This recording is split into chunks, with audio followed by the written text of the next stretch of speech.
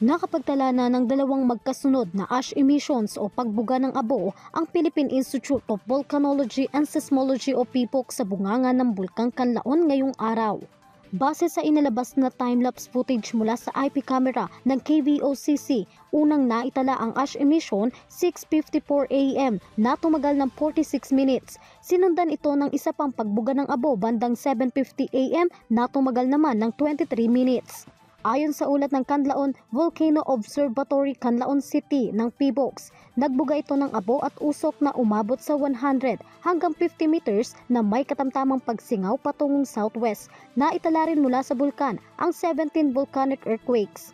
Sa kabila ng mga aktibidad na ito, nananatili sa alert level 2 ang Bulkang Kanlaon. Ibig sabihin, may umiiral na moderate level ng volcanic unrest at posible ring magkaroon ng mga biglaang pagsabog o phreatic eruptions.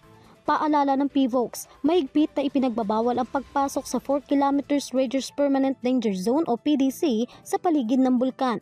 Pinayuhan din ng mga lokal na pamahalaan at ang publiko na manatiling alerto sa mga susunod pang abiso ng mga otoridad.